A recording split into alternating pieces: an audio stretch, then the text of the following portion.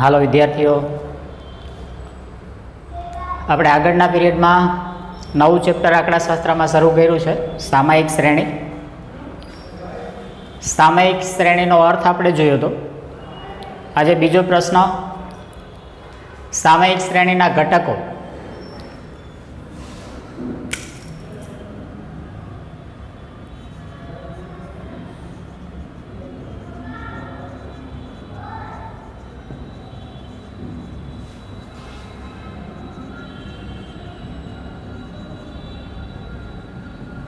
હાલો, સામયિક શ્રેણીના ઘટકો જણાવો.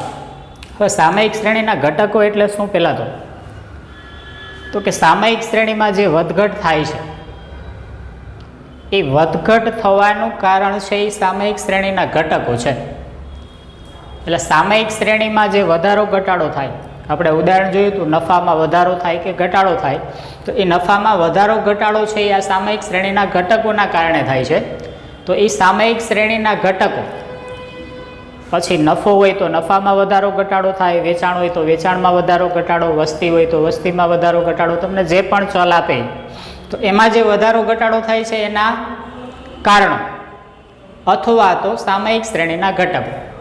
તો સામયિક શ્રેણીના 4 ઘટકો છે.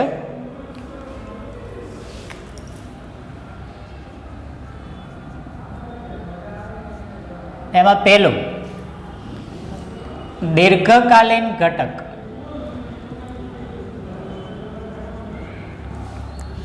જેને બીજું કહેવાય વલણ, અને જેને સંકેતમાં દર્શાવાય કેપિટલ ટી અને સ્મોલ ટી, ટીટી. દીર્ઘકાલીન ઘટક, એના નામ મુજબ જ દીર્ઘકાલીન એટલે લાંબો સમયગાળો, અને બીજું એને કહેવાય વલણ. વલણને અંગ્રેજીમાં કહેવાય ટ્રેન્ડ, એટલે એને સંકેતમાં કહેવાય ટી. અને આ સ્મોલ ટી છે એ સામયિક શ્રેણી આધારિત ઘટક છે, એટલે ટી અને ટી, કેપિટલ ટી અને સ્મોલ ટી વડે દર્શાવાય. તો જે સામયિક શ્રેણીમાં વધારો ઘટાડો થાય એનું એક પરિબળ છે, એક ઘટક છે દીર્ઘકાલીન ઘટક. તો લાંબા સમયના અંતરે કોઈ પણ સામયિક શ્રેણીની અંદર વધારો ઘટાડો થાય જ. લાંબા સમયના અંતરે, લાંબા સમયના અંતરે નફામાં વધારો ઘટાડો થાય, વેચાણમાં વધારો ઘટાડો થાય, વસ્તી હોય તો વસ્તીમાં વધારો ઘટાડો થાય, ગરીબી હોય તો ગરીબીમાં વધારો ઘટાડો થાય. લાંબા સમયના અંતરે સામયિક શ્રેણીમાં જે ફેરફાર તમને જોવા મળે એ દીર્ઘકાલીન ઘટક કહેવાય. અને આનો સમયગાળો મોટાભાગે 10, 15, 20, 25, 50 વર્ષ જેટલો સમયગાળો હોઈ શકે. સામાન્ય વસ્તુ છે, માનો કે તમારે દુકાન હોય, પહેલા વર્ષે જેટલો નફો થાય 10 વર્ષ પછી, 20 વર્ષ પછી એટલો ને એટલો નફો નહીં હોય, કાં તો વધી ગયો હશે અથવા તો ઘટતો હશે. તો લાંબા સમયના અંતરે જે શ્રેણીમાં ફેરફાર જોવા મળે એ દીર્ઘકાલીન ઘટક કહેવાય, જેને સંકેતમાં કેપિટલ ટી અથવા કેપિટલ ટી અને સ્મોલ ટી વડે દર્શાવાય. એને બીજું કહેવાય વલણ, જેનો સમયગાળો બહુ લાંબો સમયગાળો હોય, 50 વર્ષ કે તેના કરતાં વધુ પણ સમયગાળો હોઈ શકે. બેસ્ટ ઉદાહરણ છે એનું આપણી ભારતની વસ્તી ગણતરી. તો 1951માં આપણી વસ્તી અંદાજિત 36 કરોડ જેટલી હતી. અત્યારની વાત કરીએ તો અત્યારે વસ્તી લગભગ 135 કરોડ જેટલી છે. તો લાંબા સમયના અંતરે વસ્તીમાં વધારો થયો. તો એ કયો ઘટક દર્શાવે છે? દીર્ઘકાલીન ઘટક. બીજો ઘટક છે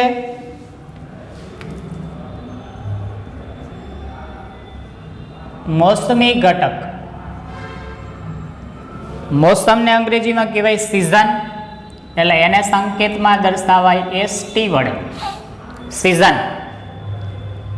અને સામયિક શ્રેણીનો ટી, એટલે એને સંકેતમાં ST વડે દર્શાવાય. હવે મોસમી ઘટક આ દીર્ઘકાલીન ઘટક છે, લાંબો સમયગાળો. મોસમી ઘટક છે એનો સમયગાળો 1 વર્ષ જેટલો હોય, કારણ કે 1 વર્ષની અંદર બધી મોસમો છે, બધી ઋતુઓ એ આવી જતી હોય. શિયાળો, ઉનાળો, ચોમાસું, 1 વર્ષની અંદર બધી ઋતુઓ આવી જાય. તો મોસમી ઘટક સંકેતમાં ST વડે દર્શાવાય, જેનો સમયગાળો ટૂંકો હોય, 1 વર્ષ જેટલો. દાખલા તરીકે અત્યારે ચોમાસામાં રેનકોટ અને છત્રીની માંગમાં વધારો થાય તો રેનકોટ ને છત્રીનું વેચાણ વધશે, તો કયા ઘટકની અસર થઈ? મોસમી ઘટકની. શિયાળામાં ગરમ કપડાની માંગમાં વધારો થાય, ઉનાળામાં એસી ઠંડા પીણાની માંગમાં વધારો થાય, તો એ કયા ઘટકની અસર હશે? મોસમી ઘટકની. પણ એની અસર છે એ 1 વર્ષની અંદર હોય એનો સમયગાળો. તો આ થયો મોસમી ઘટક, જેને સંકેતમાં એસટી વડે દર્શાવાય. મોસમી ઘટકમાં પાછા 2 પરિબળો આવશે, એક કુદરતી પરિબળ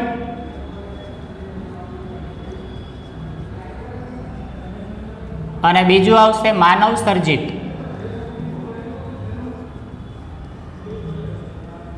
પરિબળ અથવા કૃત્રિમ પરિબળ.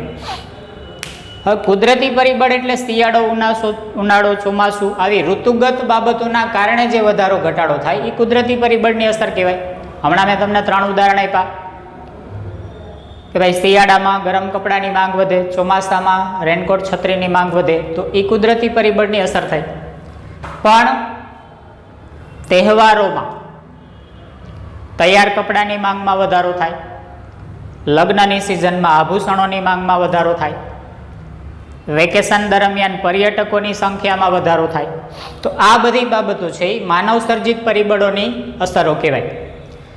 તો મોસમી ઘટક સંકેતમાં એસટી વડે દર્શાવાય. એની અંદર 2 પરિબળો આવશે, કુદરતી પરિબળ અને માનવ સર્જિત પરિબળ, અને એનો સમયગાળો 1 વર્ષ જેટલો એનો સમયગાળો હોય. એટલે આ છે એ અલ્પકાલીન ઘટક થયો. આ છે એ દીર્ઘકાલીન લાંબો સમયગાળો છે. મોસમી ઘટક છે એ અલ્પકાલીન ઘટક કહેવાય. મોસમી ઘટક તો છે જ, પણ સાથે સાથે બીજું શું કહેશું એને? અલ્પકાલીન ઘટક. કારણ કે એનો સમયગાળો કેવો હોય? અલ્પ, નાનો. એટલા માટે અલ્પકાલીન ઘટક આવશે. ત્રીજો ઘટક આવશે ચક્રીય ઘટક. ચક્રીય, સાયક્લોન, અંગ્રેજીમાં સાયક્લોન કહેવાય. એટલે એને સંકેતમાં CT વડે દર્શાવાય. કેપિટલ C અને સ્મોલ t. આ ટી સ્મોલ ટી તો બધાયમાં આવશે. તો ચક્રીય ઘટક જેને સંકેતમાં સ્મોલ t વડે દર્શાવાય.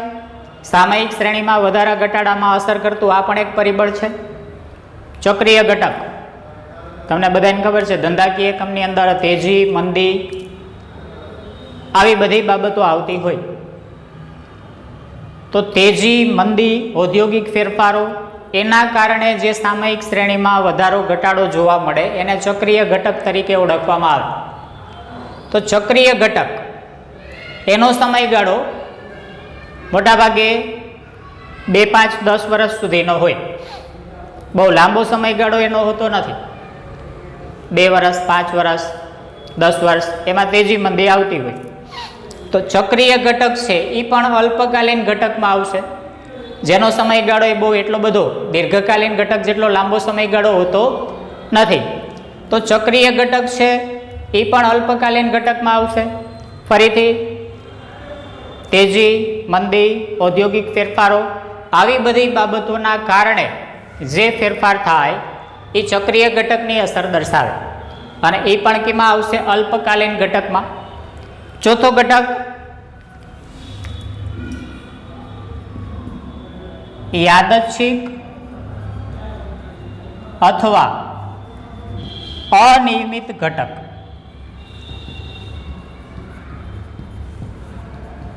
યાદચ્છિક અથવા અનિયમિત. યાદચ્છિક અથવા અનિયમિત જેને કહેવાય રેન્ડમ, એટલે એને સંકેતમાં RT વડે દર્શાવાય.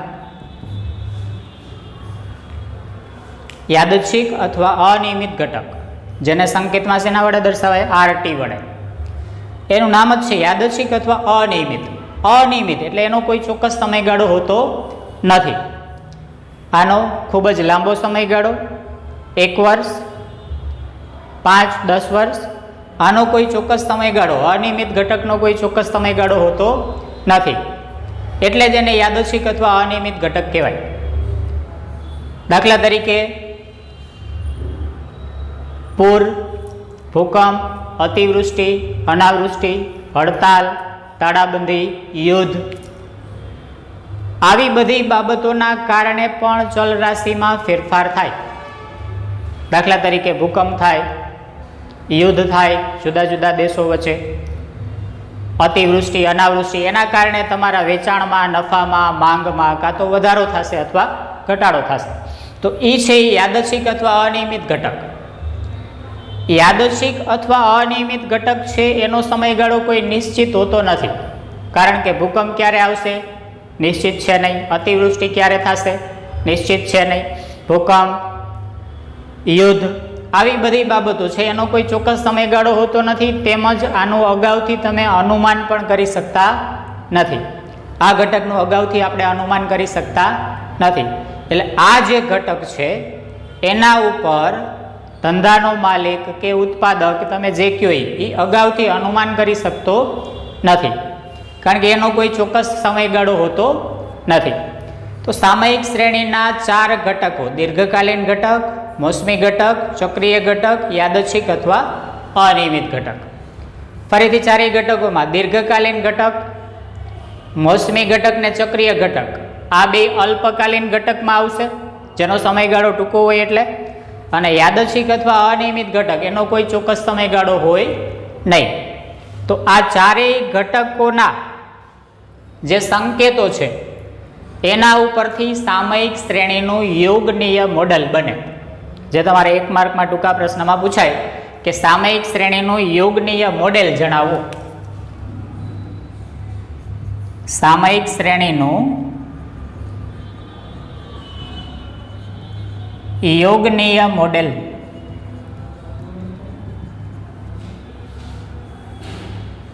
તો સામયિક શ્રેણીનું યોગનીય મોડેલ એટલે 4 ઘટકોનો સરવાળો તમારે કરી નાખવાનો.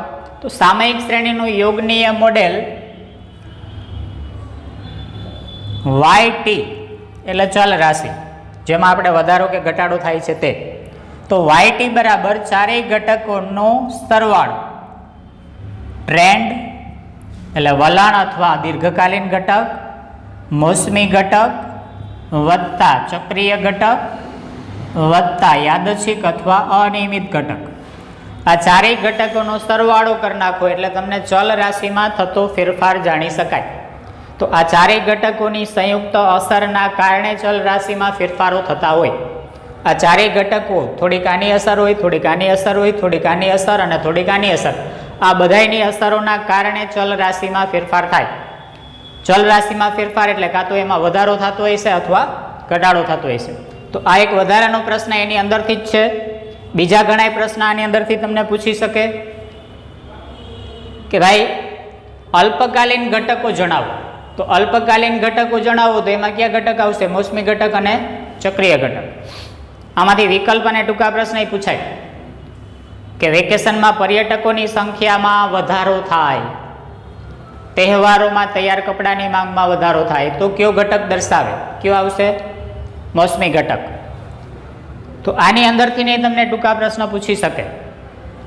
અને આ 4 ઘટકોનો સરવાળો એટલે તમને મળી જાય સામયિક શ્રેણીનું યોગનીય મોડેલ. તો આ આપણે 2 પ્રશ્નો જોયા આજે. એક આગળનો સામયિક શ્રેણીનો અર્થ, સામયિક શ્રેણીના ઘટકો અને સામયિક શ્રેણીનું યોગનીય મોડેલ.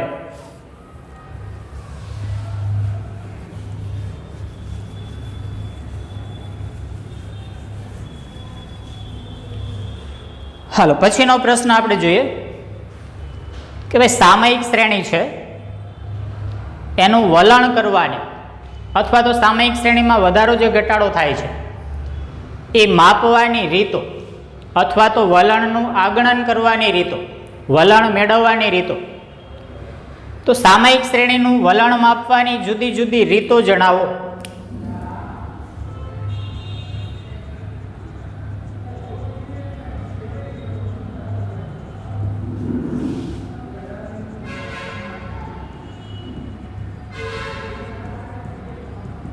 તો સામયિક શ્રેણીનું વલણ માપવાની જુદી જુદી 3 રીતો છે.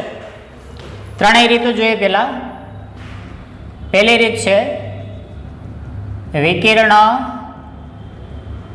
આલેખની રીત અથવા ખાલી આલેખની રીત અથવા વિકિરણ આકૃતિની રીત. બીજી ન્યૂનતમ વર્ગોની રીત. અને ત્રીજી ચલિત સરેરાશની રીત. તો તો સામયિક શ્રેણીનું વલણ માપવાની જુદી જુદી 3 રીતો આવશે. એક વિકર્ણ આલેખની અથવા વિકર્ણ આકૃતિની અથવા ખાલી આલેખની રીત, બીજું ન્યૂનતમ વર્ગોની રીત અને ત્રીજું ચલિત સરેરાશની રીત. હવે મોટા ભાગે તમારે આલેખની રીત છે એના દાખલા પૂછાતા નથી. આપણને આપ્યા છે, આમાં આપણે ગણવાનાય છે, પણ એના માટે તમારી પાસે આલેખ ગ્રાફ પોથી હોવી જોઈએ. આલેખમાં દોરશો તો વ્યવસ્થિત તમે એનું માપ લઈ શકશો. એટલે આલેખની રીત, ન્યૂનતમ વર્ગોની રીત અને ત્રીજું ચલિત સરેરાશની રીત. આ 3 રીતો છે એ શ્રેણીનું વલણ માપવાની રીતો છે. હવે આ ત્રણેય રીતોમાં સૌથી પહેલી રીત છે વિકર્ણ આલેખની રીત. એમાં કોઈ સૂત્ર છે નહીં, માત્ર તમારે યોગ્ય સ્કેલ માપ લઈ અને એનો આલેખ દોરવાનો અને જે પ્રકારે આલેખ થશે એ પ્રકારનું તમને વલણ મળશે. બીજી રીત છે ન્યૂનતમ વર્ગોની રીત. એની અંદર એક જ સૂત્ર છે. આ એક જ સૂત્ર આખા ચેપ્ટરની અંદર છે, ન્યૂનતમ વર્ગોની રીત, અને જેમાંથી તમારે 5 માર્કનો દાખલો પૂછાય છે. મોટા ભાગે ન્યૂનતમ વર્ગોની રીતનો જ હોય. 5 માર્કના દાખલામાં તો તમને ઓપ્શન આપે છે વિભાગ Fમાં. એટલે આમાં એક સૂત્ર આવશે ન્યૂનતમ વર્ગોની રીતમાં, એ એક જ સૂત્ર છે, એને આધારિત આખી રીત તમારે ગણવાની છે. અને ત્રીજી રીત છે ચલિત સરેરાશની રીત, જેમાં કોઈ સૂત્ર છે નહીં. તો ટૂંકમાં આપણે એવું કહી શકીએ કે આખા ચેપ્ટરમાં તમારે એક જ સૂત્ર આવશે, અને એ સૂત્ર કેમાં આવશે? ન્યૂનતમ વર્ગોની રીતમાં. બાકીની એ કોઈ રીતમાં સૂત્ર, આલેખની રીતમાં સૂત્ર છે નહીં, ચલિત સરેરાશની રીતમાં સૂત્ર છે નહીં. તો આ 3 રીતો છે. આપણે આગળના પીરિયડમાં વિકર્ણ આલેખની રીત જોવાની છે. ભલે બોર્ડમાં અત્યાર સુધીમાં આલેખનો દાખલો પૂછાણો નથી, પણ કદાચ પૂછાય તો તમને આવડતો હોવો જોઈએ. એટલે આગળના લેક્ચરમાં આપણે પહેલી રીતની સ્ટાર્ટ કરવાની છે, વિકર્ણ આલેખની રીત. Okay, thank you.